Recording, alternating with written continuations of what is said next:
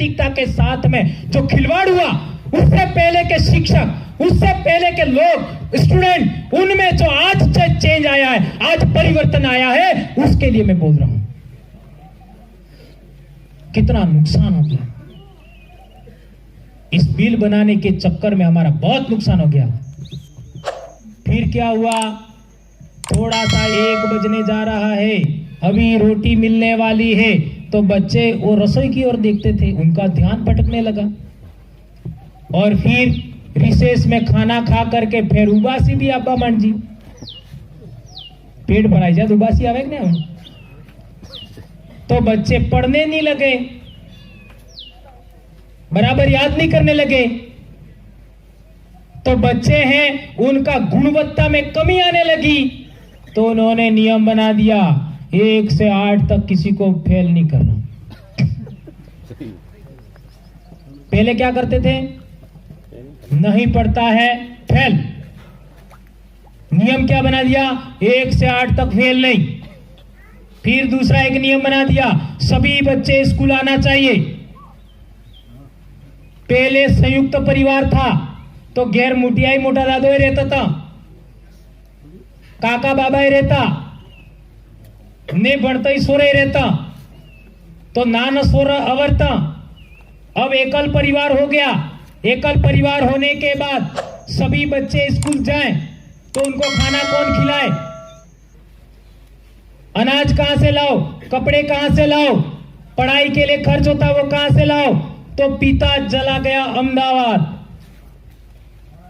1951 से पहले नहीं के बराबर लोग बाहर जाते थे, पिता बाहर चला गया तो भी मां अपने बच्चों को कंट्रोल करके पढ़ाती थी।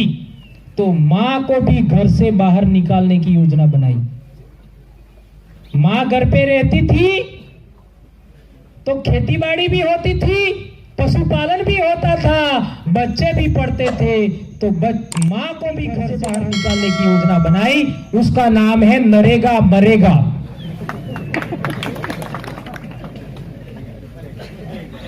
मैं नरेगा का भी विरोधी नहीं हूं, इसके साइड इफेक्ट गिना रहा हूं। अब मां चली गई नरेगा में, पिता चला गया अहमदाबाद, क्योंकि नरेगा में पैसा कम मिलेगा। पिता चाहेगा कि मेरे परिवार की अर्थव्यवस्था अच्छी हो, सुख सुविधाएं अधिकतम मिले, ज्यादा पैसा मिलना चाहिए। अब ज्यादा पैसे के चक्कर में वो ऊपर चला गया और वो 100 रुपट्टी के लिए, 200 रुपट्टी के लिए अब कितनी मिलती है मुझे पता नहीं, उसके लिए वहां चली गई। पशु खत्म, खेतीबाड़ी खत्म। इतने से भी बात नहीं बनी, इतने से भी बात नहीं बनी। आप आगे देख लीजिए, इन लोगों ने देखा कि बच्चे सबसे ज्यादा स्कूल कब आते हैं। पहले तो साल भर स्कूल आते थे, साल भर स्कूल आते थे, पर इन्होंने औसत निकाला। क्या औसत निकाला, बच्चे जुलाई, अगस्त, सितंबर, अक्टूबर में सबसे ज्यादा स्कूल में जाते।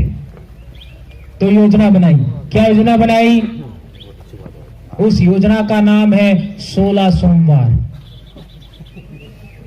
जानते हो 16 सोमवार। मैं पढ़ता था तब नहीं के बराबर 16 सोमवार था, नहीं के बराबर। आज कितना है आप अंदाजा लगा लीजिए। जिस दिन 16 सोमवार होता है उस दिन लड़कियां और लड़के बहुत सारे स्कूल ही नहीं आते हैं। पढ़ाई से ज्यादा महत्वपूर्ण क्या हो गया, ओके। इससे भी काम नहीं बना, मीनावाड़ा वाली ये 18 टाइम 4 महीने में सावे कटला दाड़ा 10 दाड़ा। इससे भी बात नहीं बनी, वो महाराष्ट्र पूना वाले 10 दिन के लिए आ गए। इधर तबे जानो, आप जानते हो गणपति, वो 10 दिन। ये मैं पढ़ता था तब नहीं था, आप भी पढ़ते होंगे तब नहीं था। इतने से भी बात नहीं बनी। बोल मारी अम्बे,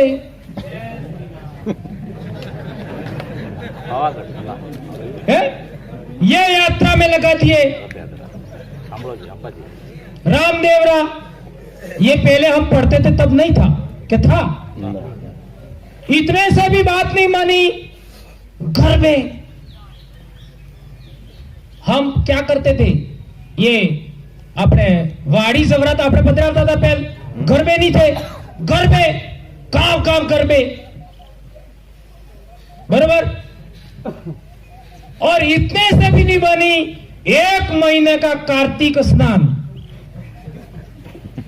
और क्या क्या गिना हूं,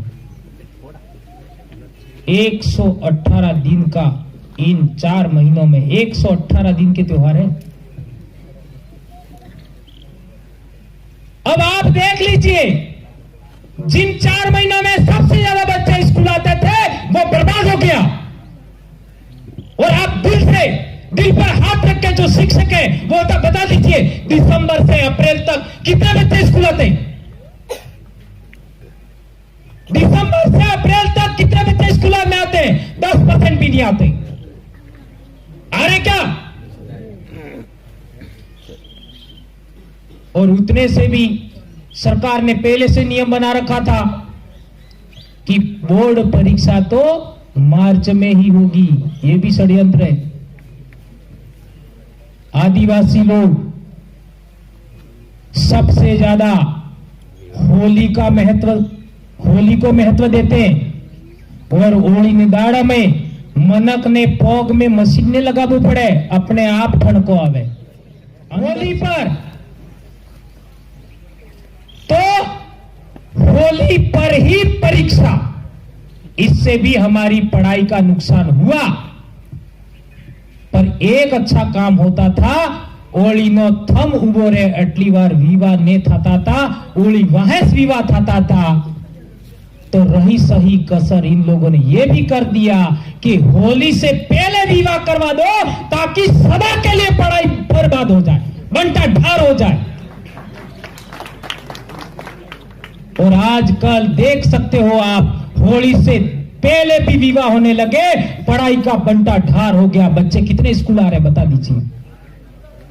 ये पूरे उदयपुर संभाग के आदिवासी भाइयों से मेरा सवाल है कि आपके बच्चों को पढ़ाई करवाने के लिए, आपके बच्चों की पढ़ाई को जारी रखने के लिए आप लोगों को जुलाई से मार्च तक कोई फेस्टिवल में नहीं जाना होगा। यह प्रण करना होगा, यह प्रण करना होगा। और विवाह हमेशा होली के बाद होना चाहिए, तब जाके हमारी पढ़ाई जिंदा रहेगी। ये बहुत बड़ी बड़ी बातें मेरे भाइयों।